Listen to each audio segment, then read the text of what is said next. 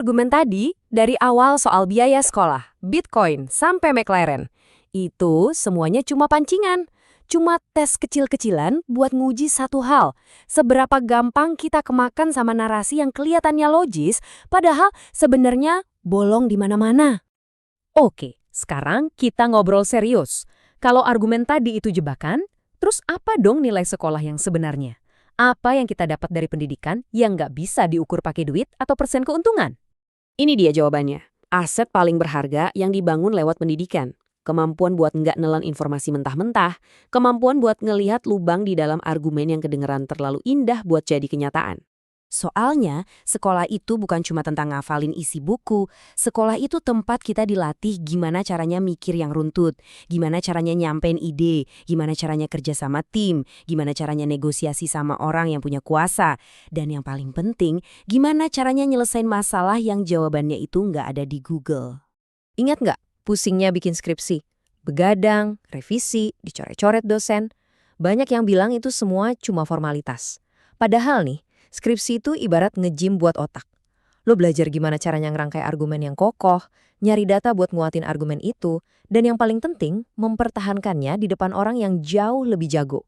Skill kayak gini, wah nggak ternilai harganya di ruang rapat atau pas negosiasi bisnis. Nah, ini dia perbandingannya antara janji manis sama kenyataan pahitnya. Dunia cepat kaya itu ngejual mimpi soal keuntungan instan cuma modal nekat. Padahal realitasnya, investasi tanpa ilmu itu namanya judi. Ujung-ujungnya lebih sering kehilangan semua, bukan malah beli McLaren. Oke, terakhir nih. Ayo kita bongkar asumsi paling dasarnya. Emang benar tujuan hidup ini sesederhana menjadi kaya? Atau jangan-jangan ada sesuatu yang jauh lebih penting dari itu?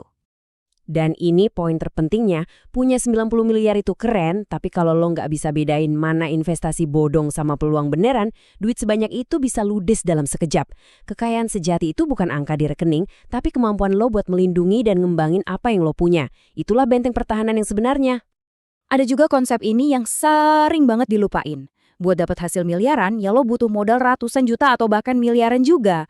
Dongeng soal modal receh jadi miliarder itu, yaitu dongeng, jarang banget terjadi di dunia nyata. Angka itu nggak pernah bohong.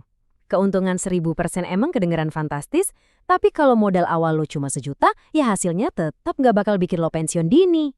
Inilah realitas matematika yang sering banget ditutupin sama janji-janji manis. Jadi, setelah semua ini, pertanyaannya bukan lagi sekolah atau kripto. Pertanyaannya lebih dalam. Mana pertaruhan yang lebih besar? Nginvestasiin duit lo di pasar yang nggak lo ngerti sama sekali? Atau nginvestasiin